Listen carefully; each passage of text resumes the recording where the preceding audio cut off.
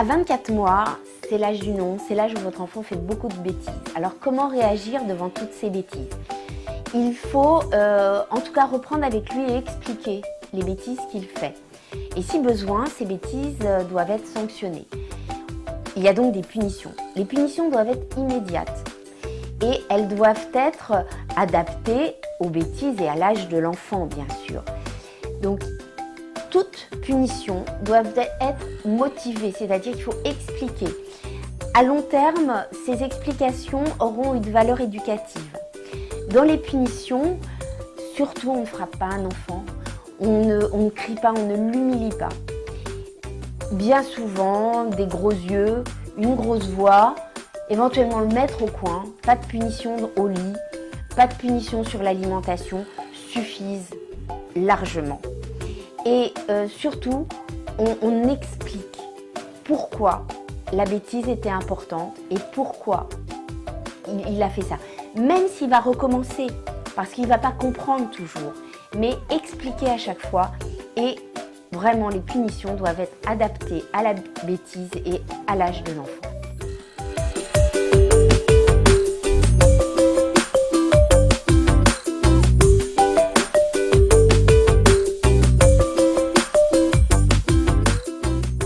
On a vu, c'est le non, non sur tout, non sur l'alimentation. Alors attention parce qu'ils sont redoutables et ils peuvent nous emmener très loin. Je vous raconte l'histoire de parents qui venaient me voir parce que l'enfant ne mangeait plus et que c'était très compliqué. Donc au début c'était on fait l'avion avec la cuillère et puis on a essayé de le faire manger devant la télévision et puis on le faisait rire et quand il riait, hop, on mettait une cuillère dans la bouche et ils sont arrivés, pour réussir à le faire manger, il fallait que le papa, qui travaillait dans une banque, costume 3 pièces, se déguise en Casimir et marchait de long en large et là l'enfant explosait de rire et la maman en profitait pour l'alimenter. Et oui, je vous promets, c'est vrai, on peut arriver jusque là, donc stop, voilà, il mange pas.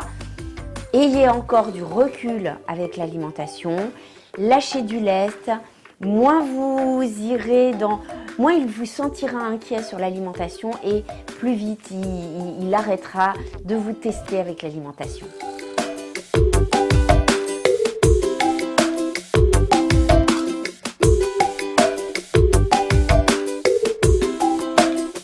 Alors à 2 ans, il y a un bilan de santé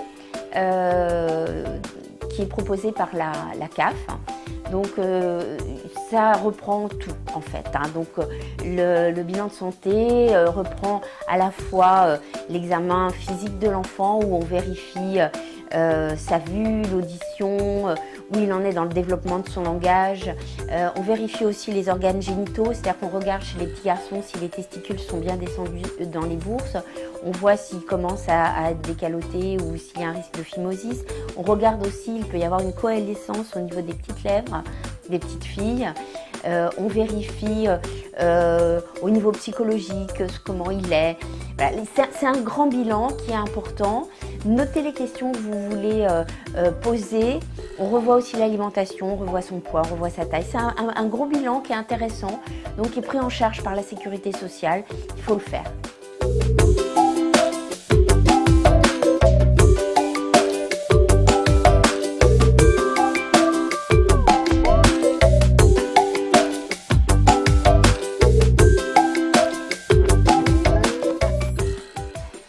Donc vous avez bien compris que 2 ans, c'est l'époque du non et c'est un petit garçon qui cherche son autonomie et qui fait beaucoup de colère.